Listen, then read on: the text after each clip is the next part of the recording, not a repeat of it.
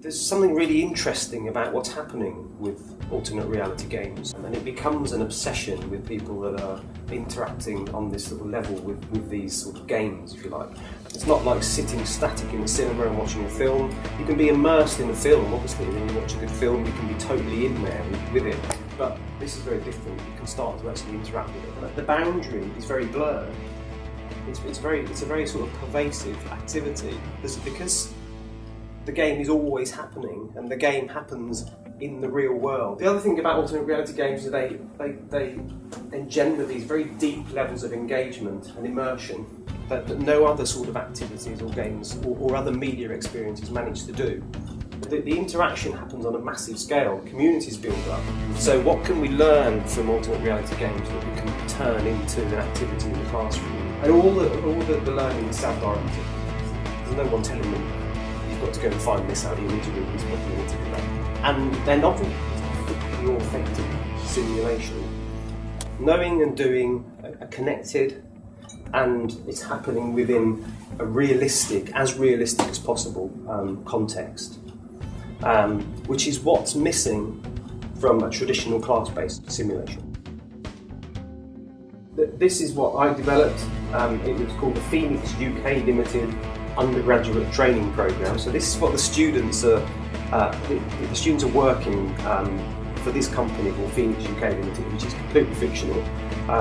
But they're on a training programme, an undergraduate training programme. So as I said, it's sort of close to their real environment. They could really be doing this.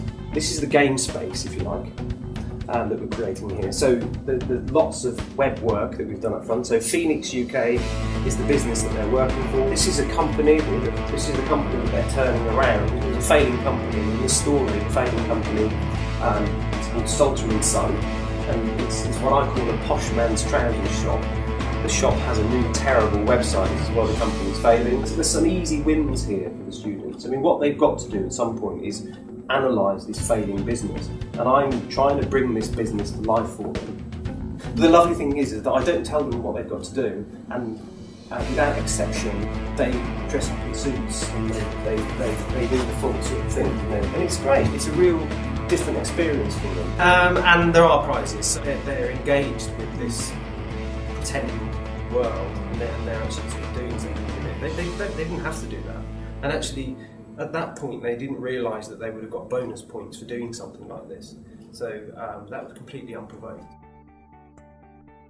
It's this suspension of disbelief thing, I think, is key when it comes to immersion in a simulation. So say there's a computer game which allows you to do stocks and the stock market.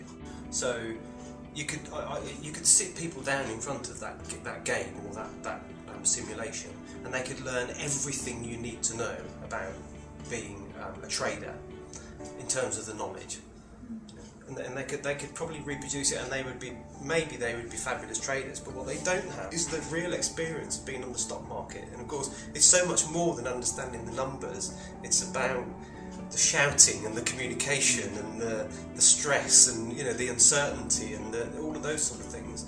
And so on a computer-based simulation, you would never be able to get that across. But if you had a computer-based simulation and extend it to one of these sort of pervasive learning activities, you could introduce some of those elements at least to the activity by getting them to, you could create a scenario where they're actually in that sort of role play setting, if you like, where you get people in and there's the screens and the shouting and if you really wanted to go the whole hog, you could sort of recreate that. So that's the key for me. It's sort of moving it into a much sort of more realistic sort of environment, and the context is key there, I think, definitely for immersion in this sort of activity. It's got to be sort of believable to an extent. Now, that's also another interesting sort of thing, is believability.